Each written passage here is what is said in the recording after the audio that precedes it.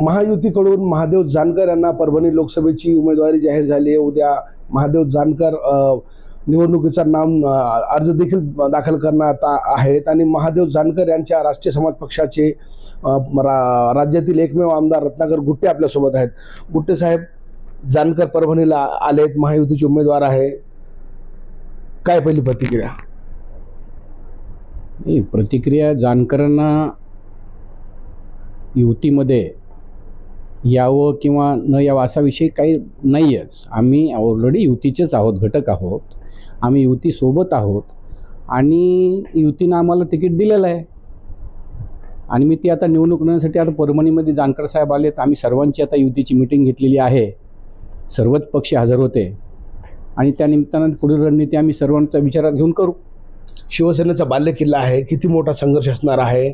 33.5 वर्षापासून शिवसेनेचा खासदार परभणीमध्ये आहे आणि यावेळी आता राष्ट्रीय समाज पक्ष लढणार आहे, किती मोठा संघर्ष आहे? प्रथम आपल्याला सांगतो की शिवसेना आमच्या सोबत आहे, शिवसेनेचा बालेकिल्ला आहे, तुम्हीच बोलताय, शिवसेना आमच्या सोबत आहे। बालेकिल्ला कोणासोबत झाला? आमच्यासोबत। उभाटाचा खासदार आहे ना इथे सध्या? नाही, उभाटाचा जरी खासदार असला तरी पण शिवसेनेचा बालेकिल्ला बाण कुणाजवळ आहे? बाण आमच्याजवळ आहे ना,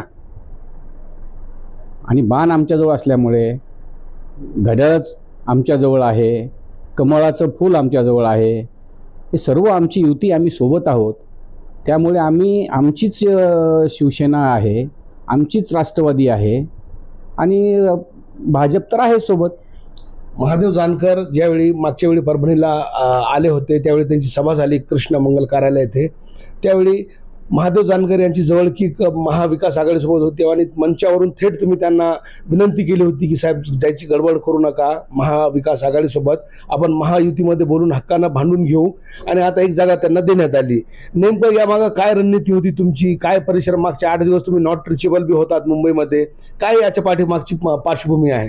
बघा, रणनीती कुठलीही नव्हती किंवा रणनीती हा कुठलाही प्रकार नव्हता। नंबर 1, आम्हाला जे आता मी जे TV चॅनलवर बघून आम्हाला जे सन्माननीय पवार साहेबांकडनं ऑफर येत होत्या, शरद पवार साहेबांकडनं, त्यानंतर वेगवेगळ्या पक्षाकडनं ऑफर येत होत्या आणि म्हणून मी त्या आमच्या युतीच्या आमचा जो मेळावा होता त्या मेळाव्याच्या वतीनं मी त्यांना आवाहन केलं होतं की आपल्याला कुठेही जायचं नाही, आपण युतीसोबत राहायचं आहे आणि युतीला भांडू आपण, हे असं बोललो मी। 28 दिवस उरलेत, मोठा मतदारसंघ आहे परभणी लोकसभा, 28 दिवस आहे।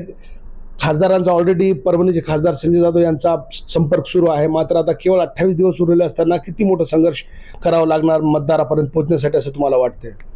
बघा, संघर्ष आम्हाला तुम्ही म्हणताय तसा कुठला एवढा मोठा संघर्ष आम्हाला करावा लागणार नाही, कारण ऑलरेडी आमच्या जिंतूरचे आमचे आमदार आहेत, परतूरचे आमचे आमदार आहेत, गंगाखेडचा मी स्वतः आमदार आहे, राजेश विटेकर आहे, तिथं आमचे बाबाजानी आमचे आमदार आहेत। तर एकंदरीत मतदारसंघामध्ये सर्व काही आम्ही सर्व पोहोचलेलो आहोत। त्यामुळे जानकर साहेब जरी नवीन उमेदवार असले तरी पण आम्ही जुनी इथले आहेत ना, आम्हाला गल्ली गल्ली माहीत आहे ना, मतदारसंघात गावगाव आम्हाला माहीत आहे, त्याच्यामुळे आम्हाला ही निवडणूक कुठलीच अवघड जाणार नाही। काय निकाल असणार 2 शब्दात? आम्ही विजयी होऊ, विजयासाठी लढतोय।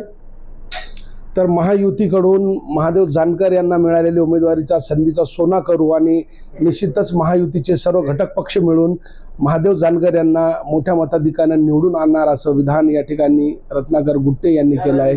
तर महादेव जानकर यांना महायुतीमध्ये आणण्याचा श्रेयही रत्नाकर गुट्टे यांनाच मोडला जातोय, कारण महाविकास आघाडीसोबत जवळकी होत असताना महादेव जानकर यांना महायुतीत आणण्याचा श्रेय ही आमदार रत्नाकर गुट्टे यांनाच जातोय। कॅमेरा पर्सन सय्यद खिजरसह नजीर खान, TV9 मराठी, परभणी।